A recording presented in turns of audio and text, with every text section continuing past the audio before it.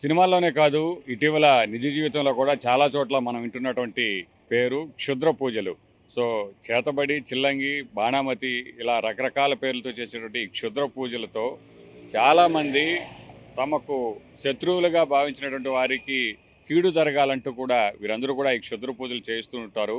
So, ఈ పూజలు చేయడం వల్ల ఎవరైతే తమకు నచ్చలేదో ఆ వ్యక్తులకు అనారోగ్యం రావడమో, లేదంటే వారు చనిపోవాలనో, లేదంటే వారి వ్యాపారాలు చెడిపోవాలని, లేదంటే వారు తమ కంటే బాగా ఉండకూడదని ఇలా అనేక రకాలుగా క్షుద్ర పూజలు చేయిస్తూ ఉంటారు. మరి కొంతమంది మూఢనమ్మకాలు ఇవన్నీ కూడా మూఢనమ్మకాలే. క్షుద్ర పూజలు ఎక్కడా కూడా శాస్త్రీయమైనటువంటి ఆధారాలు లేవు. క్షుద్ర పూజలు చేస్తే తాము కోరినటువంటి కోరికలు నెరవేరుతాయని ఎక్కడా కూడా శాస్త్రీయమైనటువంటి ఆధారాలు లేవు. కానీ వీళ్ళందరూ కూడా మూఢనమ్మకాలతో ఈ విధంగా పూజలు చేస్తూ ఉంటారు. సో, తమ కంటే ఎవరు బాగుండకూడదు. సో, చెడు కోరుకుంటూ ఇలా క్షుద్ర పూజల పేరుతో పక్కనున్నటువంటి వారినందరినీ కూడా భయభ్రాంతులకు గురి చేస్తూ ఉంటారన్నటువంటి విషయం మనం అనేక సందర్భాల్లో చూసే ఉంటాం. సో, ఈ విషయం ఎవరైతే క్షుద్ర పూజలు చేస్తూ ఉంటారో తమ ఇంటి ముందో లేదా తమ వ్యాపార సంస్థల ముందో, తమ దుకాణాల ముందో ఈ క్షుద్ర పూజలు జరిగినటువంటి ఆనవాళ్ళు చూస్తే కనుక వారందరూ కూడా భయభ్రాంతులకు గురై, సో, ఇదే దిగులుగా ఉండి అసలు వారు చేసినటువంటి ఉద్దేశం ఏదైతే ఉందో ఆ భయంతోనే చాలామంది వ్యాపారాలకు దూరంగా ఉంటున్నో, లేదో ఏదో జరిగిపోయిందనో, ఇలా నష్టం జరిగిపోయిందని చాలామంది వారికి వారే భయపడి పతనానికి లోనైనటువంటి వారు చాలామంది కూడా చూస్తుంటారు. కానీ కొంతమంది మాత్రం ఇవేవి కూడా నమ్మనటువంటి వారు, క్షుద్ర పూజల వల్ల ఎలాంటి ఉపయోగం ఉండదు, ఇవి కేవలం కావాలనే కొంతమంది భయపెట్టేటువంటి ఉద్దేశంతో చేసేటువంటి కార్యక్రమాలు తప్ప మరొకటి కాదని నమ్మే వాళ్ళకైతే ఏమీ కూడా కావు. అసలు నమ్మాల్సిన అవసరం కూడా లేదు. కానీ కొంతమంది మాత్రం ఈ క్షుద్ర పూజల పేరుతో తాము కోరుకున్నది సిద్ధిస్తుందని భావిస్తుంటారు. కొంతమంది అయితే తమకు ఆహ్, అత్యాశతో ఈ నిధులు ఏవైతే క్షుద్ర పూజలు చేసిన తర్వాత ఈ గుప్త నిధులు కావాలంటే, ఆ గుప్త నిధులు తమ చేతికి అందాలంటే, అవి ఖచ్చితంగా ఎక్కడున్నాయో తెలియాలంటే, తెలిసినా కూడా ఆ ప్రాంతంలో వాటిని తవ్వి వెలికి తీయాలంటే కూడా ఎలాంటి కీడు జరగకుండా ఉండాలంటే బలివ్వాలి, అలాగే క్షుద్ర పూజలు చేయాలి. బా ఇవన్నీ కూడా చాలామంది నమ్ముతూ ఉంటారు.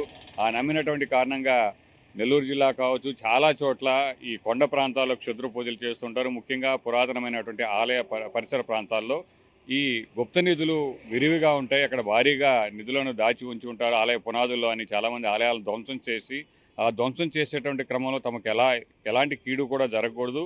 అలాగే ఆ నిధులు తమకు దక్కాలంటే ఇలాంటి క్షుద్ర పూజలు చేయాలని చాలామంది నమ్ముతూ ఉంటారు. ఇలా నమ్మించి కొంతమంది ఇదొక ఉపాధిగా భావించేవాళ్ళు.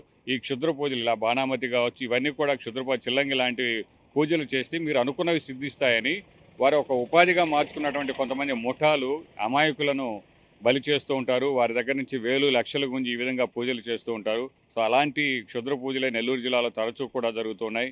ఉదయగిరి దుర్గం ఈ కొండ ప్రాంతాల్లో అయితే ఉన్నటువంటి పదుల సంఖ్యలో ఉన్నటువంటి ఈ ఆలయాలు ఏవైతే ఉన్నాయో అక్కడ క్షుద్ర పూజలు నిర్వహించి అక్కడ గుప్త నిధుల కోసం తవ్వకాలు జరిపినటువంటి సంఘటనలు అనేకం చూసాం.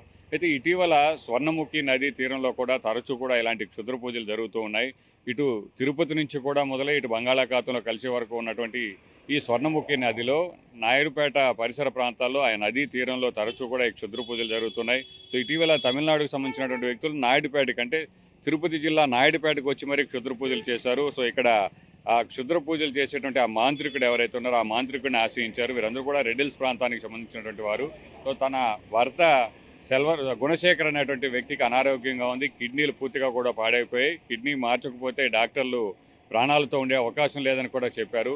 అయితే కిడ్నీ బాగోలేకపోతే దానికి సంబంధించినటువంటి ట్రీట్మెంట్ చేయాలి, లేదంటే కిడ్నీ ట్రాన్స్ప్లాంటేషన్ చేయాలి. ఇలా క్షుద్ర పూజలు చేస్తే నయమవుతాయని ఎవరు చెప్పారు? సో, చెప్పినటువంటి వారిని మాటలు నమ్మి వీళ్ళు నాయుడుపేట వరకు కూడా వారికి వేలకు వేలు డబ్బు ఇచ్చి ఈ విధంగా పూజలు చేయించడం, ఆ పూజలు జరిగినటువంటి ప్రాంతానికి వచ్చినటువంటి స్థానికులందరూ కూడా భయభ్రాంతులకు గురవడం. సో, ఆ పూజలు జరుగుతున్నటువంటి విషయాన్ని చూసినటువంటి కొంతమంది యువకులు పోలీసులకు చెప్పడం, పోలీసులు వచ్చి వారందరినీ కూడా అదుపులోకి తీసుకుని విచారిస్తే అసలు విషయాలు బయటపడ్డాయి. అయితే ఇక్కడ అనారోగ్యంతో ఉన్నటువంటి తన భర్తను కాపాడుకునేందుకు ఎవరో చెప్పిన మాటలు నమ్మి అమాయకంగా వేలు వృధాగా పోగొట్టుకుంది ఆ మహిళ. సో, ఆ మాంత్రికుడు మాత్రం గతంలో కూడా చాలామందికి ఇదే విధంగా అనారోగ్యం ఉంటేనో, లేదో క్షుద్ర పూజలు చేస్తే మీకు గుప్త నిధులు దొరుకుతాయనో, లేదో వేరే ఇంకేదో సిద్ధిస్తుందనో, లేదో మీకు శత్రువులుగా ఉన్నటువంటి వారందరూ కూడా నాశనం అయిపోతారని ఈ విధంగా నమ్మించి వేలకు వేలు డబ్బులు తీసుకుంటున్నటువంటి ఇలాంటి ముఠాలు చాలా ఉన్నాయి. సో, వీరందరినీ నమ్మి ఎవరూ కూడా మోసపోవద్దని పదే పదే చెబుతున్నా కూడా ఎవరూ కూడా నమ్మడం లేదు. దీన్ని నమ్మి చాలామంది తమ వద్ద ఉన్నటువంటి డబ్బును పోగొట్టుకుంటున్నటువంటి ఉదంతాలు చాలా మనం చూస్తూ ఉంటాం. సో, ఇలాంటి పరిస్థితుల్ని ఇలాంటి మూఢనమ్మకాలతో జరిగేటువంటి ఈ మాటలు ఎవరు కూడా నమ్మొద్దని టీవీ9 మరోసారి అందరినీ కూడా హెచ్చరిస్తోంది.